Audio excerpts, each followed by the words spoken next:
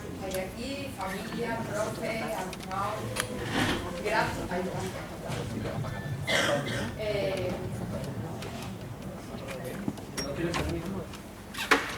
¿Se me oye bien? Acércatelo más, un poquito más. Vale, no, ahora me voy a sentar. ¿Vale?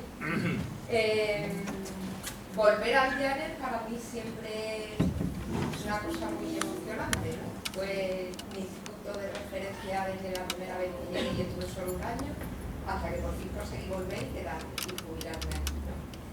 Entonces, en cualquier otro auditorio me hubiera puesto un poquito nerviosa, y ya está, pero ante este la verdad que siento triplemente nerviosa, con tanta cara conocida y no sé, como la sensación de en el terreno más conocido es donde piensas que tienes que dar más. Bueno, yo voy a hablar de cosas que, bueno, ya ha explicado Pedro, he ido formándome poquito a poco en cosas, y me parecía muy interesante hablar del tema familia y escuela.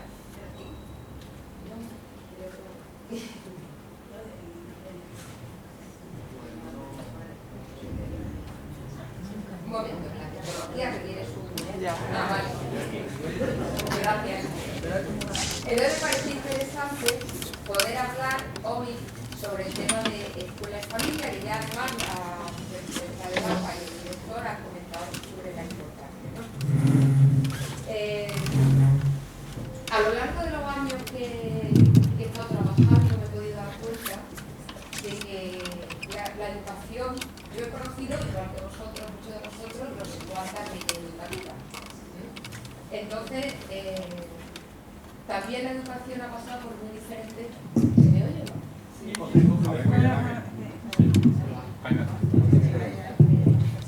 La educación ha pasado por muy diferentes concepciones a lo largo de los años. Desde un papel que era meramente instructor y transmisor de conocimiento, por lo menos así lo vi yo en mis tiempos escolares, sobre todo en los primeros años, ha pasado a ser un ámbito en el que nos encontramos hoy, en el que se le pide, sobre todo a la escuela, que sea una educación que eduque para la vida en el sentido más amplio del término. Claro, ¿qué pasa con eso? Pues que nosotros venimos preparados, el profesorado, con un bagaje de conocimientos específicos, y aquí tenemos luego que ponernos al día, actualizar, hacer otras actividades, y porque la sociedad va cambiando sus paradigmas y la educación cambia con ellos. Entonces, los paradigmas los cambia la ciencia. Y entonces, ¿qué ha pasado en educación? Bueno, porque, por ejemplo, en psicología evolutiva hemos hecho grandes avances en los últimos años con, los últimos, no tan últimos, es decir, casi en el último siglo, con los estudios sobre el desarrollo humano y sus distintas etapas, investigaciones sobre el cerebro, sobre cómo es el aprendizaje, el descubrimiento de un grupo de neuronas que se denomina neuronas espejo, y otras muchas investigaciones que promueven este cambio de paradigma, de modelo, ¿no? Entonces, todas estas transformaciones tan rápidas nos exigen al profesorado y a los profesionales de la educación una adaptación que no siempre es fácil, y nos exige también nuevas formas y nuevas actividades, con lo cual, pues tenemos que ir muchas veces, en los últimos tiempos, también las nuevas tecnologías han introducido unos cambios tan rápidos que yo confieso que cuando los últimos años que di clase, iba a clase de informática, porque es que me va a eso. La escuela es una institución que está al servicio de la familia, y ahora explico por qué. La familia es la encargada de cuidar y educar en los primeros momentos de la vida, que es donde se ponen los cimientos de las personas. La escuela complementa ese tipo de formación y otras muchas. Y entonces, por tanto, a la escuela muchas veces se le exigen cosas que no queda muy claro el límite, dónde termina la intervención de la familia, dónde tiene que comenzar la de la escuela. ¿Qué es lo que toca a la escuela y qué es lo que corresponde a la familia? Oh, Dios, no funciona.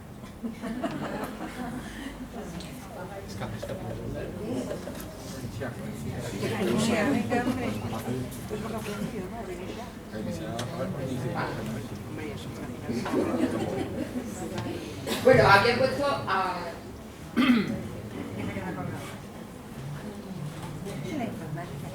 Bueno, la siguiente diapositiva ya la voy contando mientras... Ahora.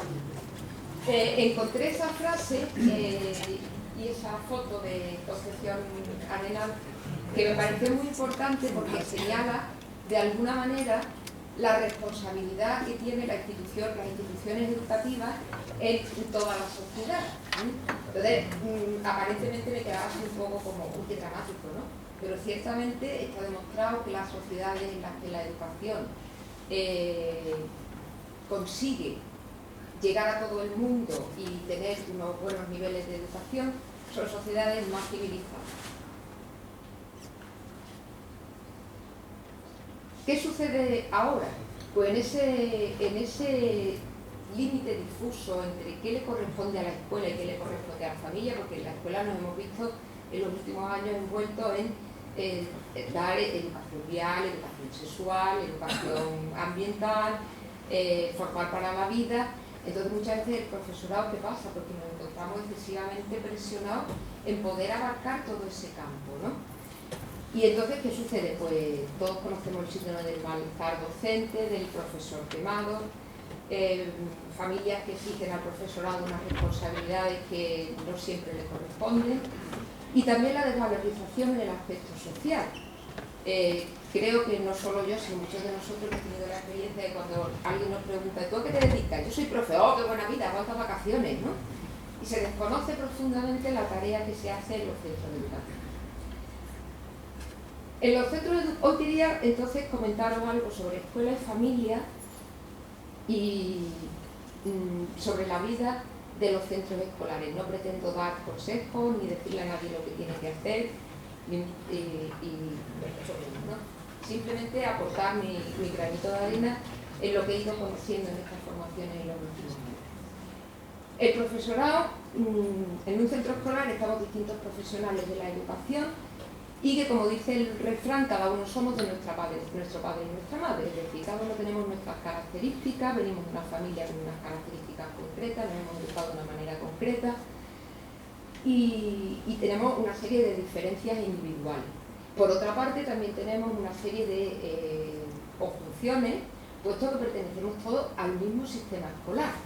Entonces, al pertenecer al sistema, aunque los profesores seamos de distintas edades, de distintas generaciones, de distintas ideologías, de formas de pensar, etcétera, tenemos unos intereses comunes, ¿no? Y preocupaciones, necesidades, reivindicaciones, etcétera. Pertenecemos, por tanto, a un mismo sistema. Llegamos a la institución educativa y nos encontramos con que ahí tenemos una serie de personas, nuestros alumnos y alumnas, que también, y no por abundar en el dicho, vienen cada uno de su padre y de su madre, es decir, cada uno tiene sus características concretas. Vienen de familias diferentes, de edades, intereses, necesidades, cultura, procedencia social y económicas diferentes. Y por tanto también cada alumno y cada alumna único y también pertenece a un sistema, primero a su sistema familiar y después al sistema escolar. Y ya que estoy hablando de sistema, pues voy a daros una definición.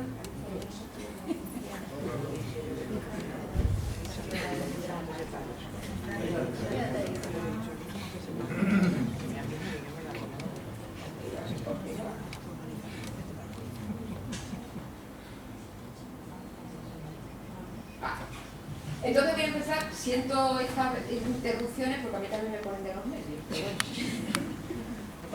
Un sistema es un conjunto de elementos en interacción entre ellos y de forma conjunta con el entorno.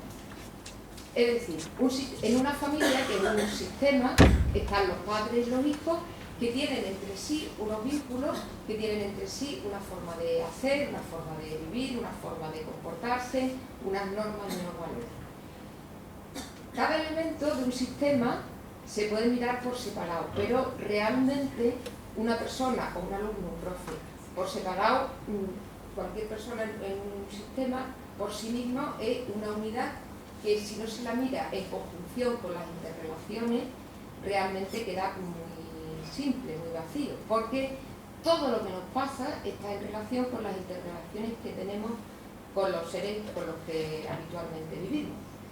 Por eso cada elemento se puede estudiar o tratar de una manera aislada, pero solo adquiere significado como parte integrante de un todo. Los sistemas tienen también... Ahora, en todo sistema hay que tener en cuenta que hay una organización que define la relación entre los componentes y esa relación está definida por los vínculos. No son iguales los vínculos que se generan entre padres, hijos y entre hermanos que los vínculos que se generan en otros sistemas, como el sistema escolar, por ejemplo. El vínculo entre profesorado y alumnado o entre compañeros y compañeras no es lo mismo que los vínculos familiares. Por lo tanto, la calidad y la cualidad de los vínculos va a determinar los diferentes sistemas. También tiene una estructura que define el lugar que cada uno ocupa en ese sistema. Cuando me formaba para explicar al alumnado psicología evolutiva, encontré una teoría muy interesante que hoy la quería comentar con vosotros, que es la teoría ecológica de Uri Grothendieck. Este fue la primera vez que yo oí hablar de sistemas. Él habla de que el desarrollo de los seres humanos se realiza dentro de un sistema y en interrelación con los demás. Y para ello lo divide en sistemas más cercanos y otros que están más alejados de lo que es el individuo, todo en las estructuras. Se llama modelo ecológico y define el desarrollo como un cambio continuo en el modo que la persona percibe el ambiente que le rodea y en el modo que se relaciona con él. Un sistema depende de la existencia de interconexiones entre él y los demás sistemas. Es decir, un sistema aislado, una familia aislada no se relaciona con nadie y por lo tanto no es viable. Nos relacionamos con el entorno en el que vivimos y por tanto nos relacionamos con otros sistemas. Grothendieck lo definía como estructuras concéntricas: microsistema, mesosistema, exosistema y macro. Es decir, las personas empezamos nuestra vida en un microsistema que es la familia, que, como ya he dicho antes, se generan una serie de vínculos. Cada familia, decimos cada familia es un mundo, efectivamente cada familia tiene una forma de hacer, una forma de vivir, una forma de pensar y una forma de estructurarse. Dentro de esta estructura, las personas pertenecemos a varios microsistemas. De los que nos vamos a ocupar hoy son simplemente la familia como microsistema y la escuela. Pero la familia y la escuela no están aisladas, están en un contexto que él llama mesosistema y que define la interacción entre los pequeños sistemas. La persona está en más de uno, como os digo, y se va forjando en la interrelación entre los distintos microsistemas y en lo que él denomina mesosistemas. No me voy a extender mucho en cada uno de los círculos, porque si no sería muy largo. Sí decido que están todos en comunicación, de tal manera que el macrosistema, que es el que estaría más alejado del individuo en sí mismo, tiene que ver con todas las cuestiones culturales, sociales, económicas, religiosas que se dan en el entorno cercano y en el no tan cercano. Os puedo poner un ejemplo. Todos recordamos que la crisis famosa, empezó cuando una banca americana quebró en el 2008. Y de ahí habría muchas más cosas, pero todo lo que se derivó de ahí lo hemos estado viviendo después nosotros en nuestras aulas. Lo hemos sufrido nosotros primero y lo hemos estado viviendo en los cambios que se han producido en el alumnado, porque se producían cambios en su familia, de tal manera que desde la parte más lejana del sistema todo va en cadena y forma una cascada de acontecimientos, situaciones, etcétera, que llega a influir en el contexto escolar y en el contexto familiar. Como ejemplo de mesosistema o exosistema estaría, según más cercano, por ejemplo, el trabajo de los padres, la influencia de los medios de comunicación y después lo que os he dicho, ¿no? Los cambios económicos, sociales, religiosos, culturales que se viven en cualquier parte del mundo. Y en esa frase dice: cuando una mariposa mueve las alas en México, se produce un terremoto en Japón, ¿no? Es decir, todo está interconectado en el universo. Entonces, de esta teoría de los sistemas que Uri Grothendieck determinó científicamente y lo comprobó, me encontré después con otra mirada, que es la mirada que tiene la pedagogía sistémica, el enfoque sistémico. El enfoque sistémico pone la atención, pone la mirada en un hecho o en una persona, pero no aisladamente, sino relacionándola no solo con el entorno inmediato, sino también con el entorno menos inmediato y con las generaciones de atrás. Es decir, las personas que en nuestro sistema familiar pertenecemos a ese sistema, que viene a su vez de otro sistema familiar, de otro, así hasta nuestros ancestros, ¿no?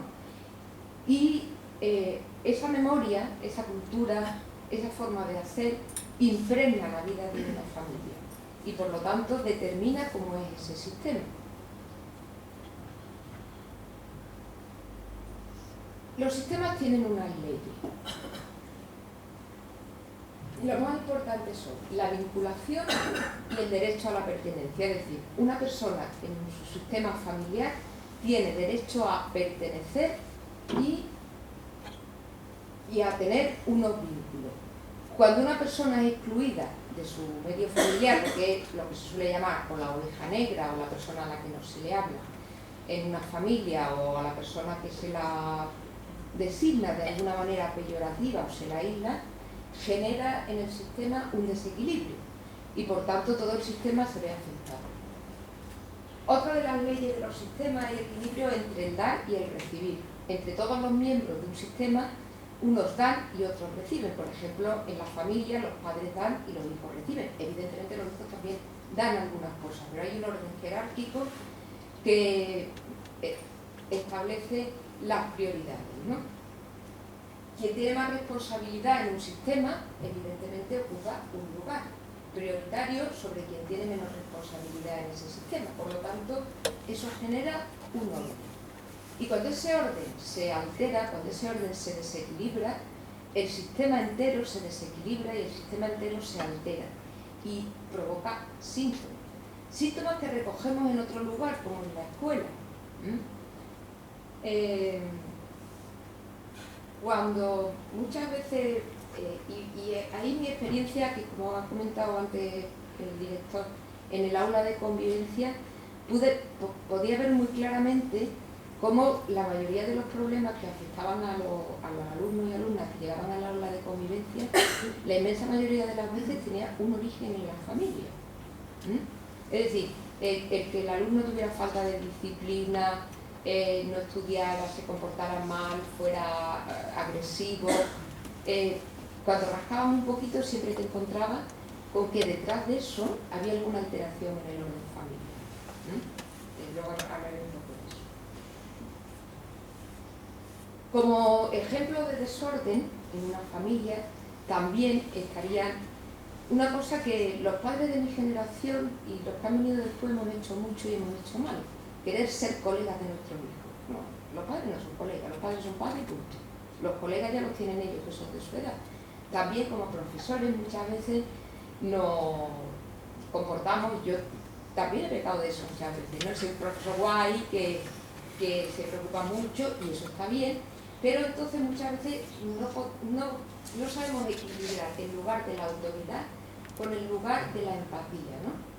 Entonces, como desórdenes, los desórdenes también tienen alteraciones y eso lo podemos ver en la escuela casi diariamente.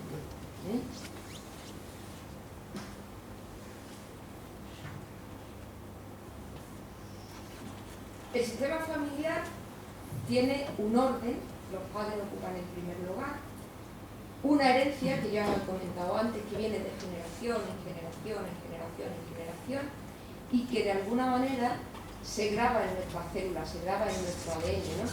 Y determinadas ciencias lo miran de otra forma, ¿no? Jung hablaba del inconsciente colectivo, pero también se habla de la memoria celular y, por tanto, todas las construcciones simbólicas, emocionales, etcétera, que configuran a la familia y que también se generan unos sentimientos primarios y profundos. Es decir, en el seno de la familia, cuando nacemos, creamos nuestros primeros vínculos, que son el vínculo de apego que formamos con nuestros padres.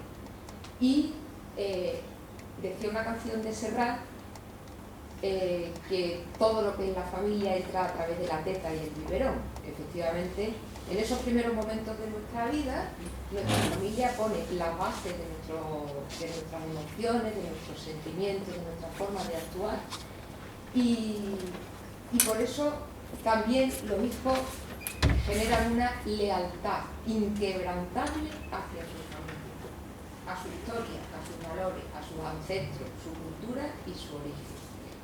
Y de esto podría poner ejemplos que he vivido y que me sorprendían mucho. Cuando yo daba clase aquí, durante unos años estuvimos yendo a hacer, el alumnado estuvo yendo a hacer prácticas a un centro de acogida en Carmona. Y entonces a mí me gustaba ir a ese sitio, porque tenía una relación con unos niños que, bueno, vivían en unas condiciones un poco especiales, ¿no? Y me sorprendía mucho cuando el director me contaba que los niños y niñas que estaban allí internados, muchos de ellos venían de haber sufrido abusos, agresiones por parte de los padres, ¿no?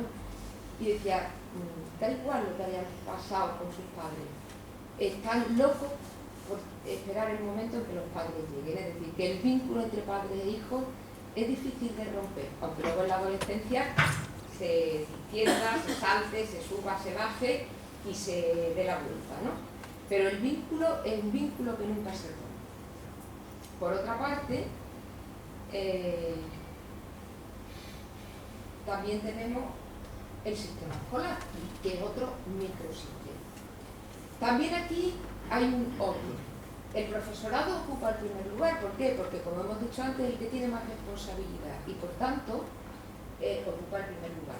Siempre detrás de la familia, lo cual no quiere decir que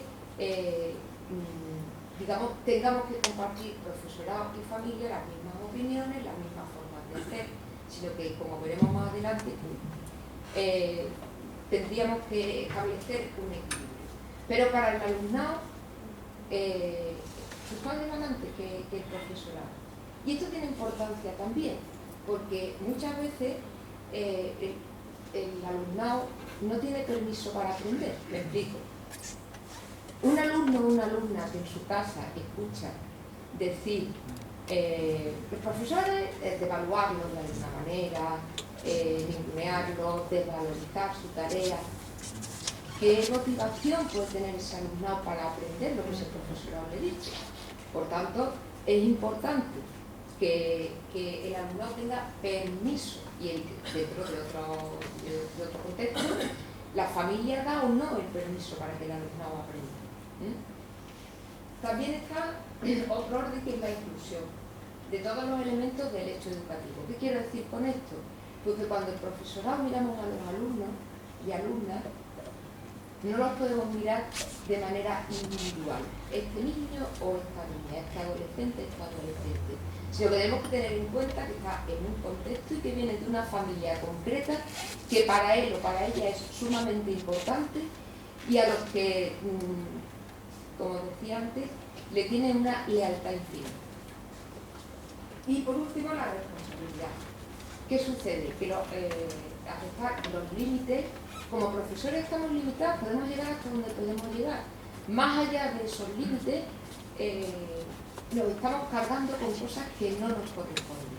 Y por tanto, no somos ni efectivos, ni estamos ayudando, ni estamos permitiendo que ese alumnado crezca en todos los aspectos de su vida.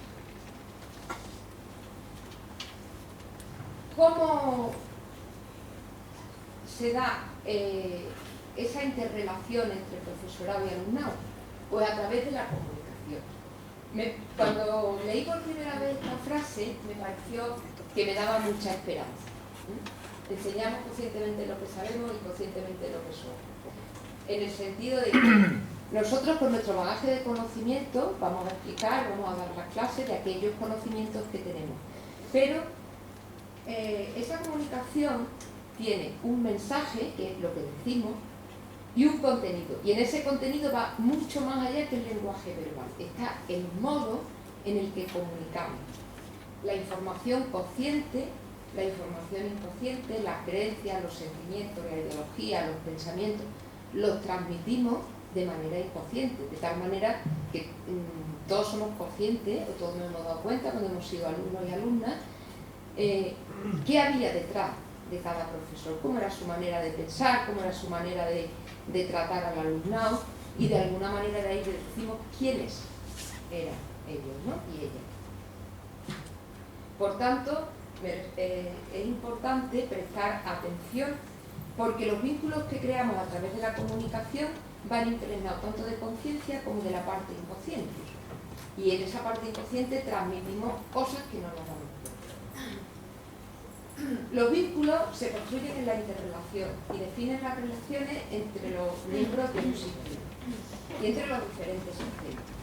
Sus contenidos implican emociones, sentimientos, motivación, respeto, orden y límites. Estos vínculos, como decía antes, son diferentes en el sistema familiar que en el sistema escolar. Por lo tanto, iba a hablar de los vínculos familia-escuela, que son dos sistemas diferenciados. En primer lugar, como decía antes, lo ocupa la familia. La escuela complementa y continúa la labor educativa. Es decir, los profesores y profesoras estamos al servicio de la familia, en el sentido de que somos nosotros los que vamos a completar aquella parte del conocimiento y de otras actitudes que están fuera del sistema familiar y que al alumnado le interrelaciona con otro mundo distinto del familiar.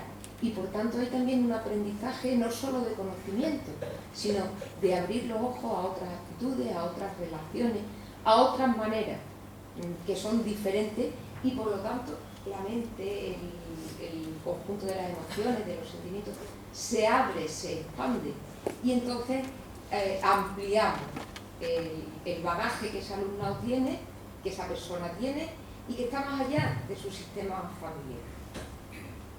Por tanto, como digo, la escuela complementa y continúa su labor educativa de la familia. La familia tiene unas funciones definidas y la escuela tiene otras. Y atribuirse la que no nos corresponde genera situaciones de conflicto. A ver, yo recuerdo en la sala de profesores un chiste que había colgado cuando yo estaba aquí todavía, que tenía dos viñetas, ¿no? Ponía el antes y el después de la educación. En el antes se veía al niño con las notas, lo habréis visto muchos de vosotros, ¿no? Al niño con las notas delante del padre, y el padre diciendo, ¿esto qué es? Y en el después se veía al padre delante del profesor o profesora diciéndole, ¿esto qué es? Es decir, bueno, ahí cada uno tiene su papel.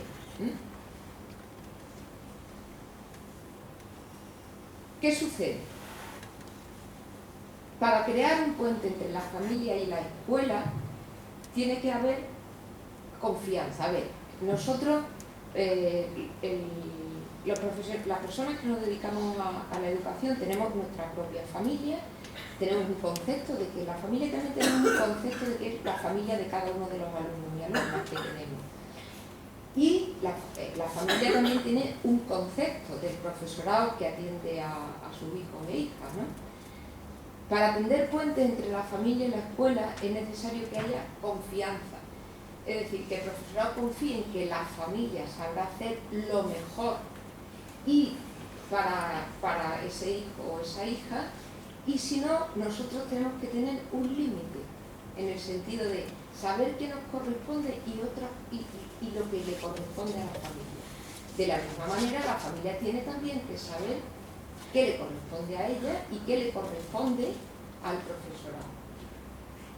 Y por tanto, en el orden del que hablaba antes, cada uno ocupar el lugar que tiene y el que le toca.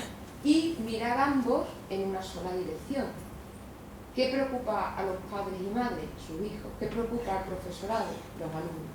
Por lo tanto, si familia y escuela miramos en la misma dirección del alumnado, tenemos confianza y respetamos y ocupamos cada uno nuestro lugar, la cosa puede fluir. Muchos de los conflictos que se nos generan día a día en las aulas, si nosotros miramos al alumnado y miramos detrás que tienen una familia a la que son fieles y leales, sobre todo, de las familias de las que muchas veces conocemos detalles, otras veces no, pero nos lo podemos imaginar, nuestro alumnado podrá contar con lo que se llama empatía sistémica, es decir, que el profesor o profesora empatiza no solo con el alumno, sino con todo su sistema. Entiende en qué lugar está, entiende qué situación tiene. Y por tanto, si la familia también empatiza con la situación del profesorado, tendrá también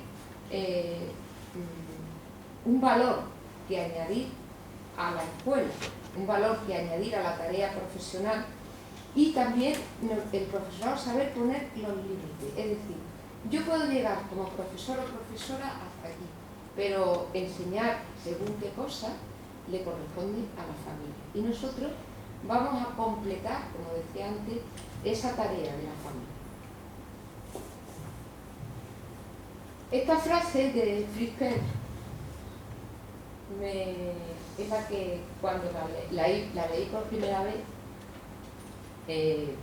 me generó mucha esperanza. Es decir, si yo creía que educar era posible, que algo es posible, lo podría hacer en la medida que yo tuviera la voluntad de hacerlo.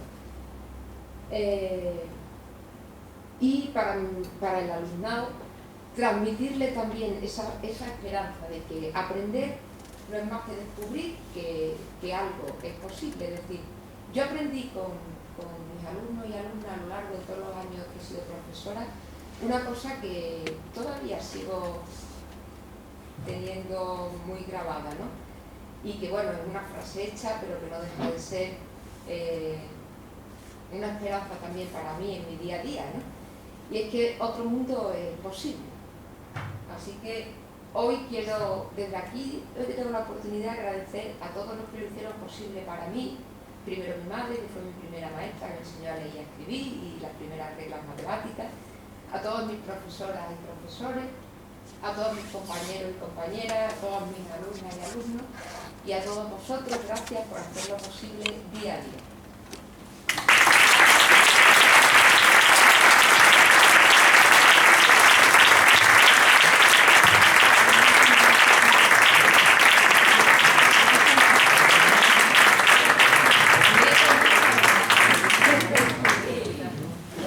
Bueno, gracias.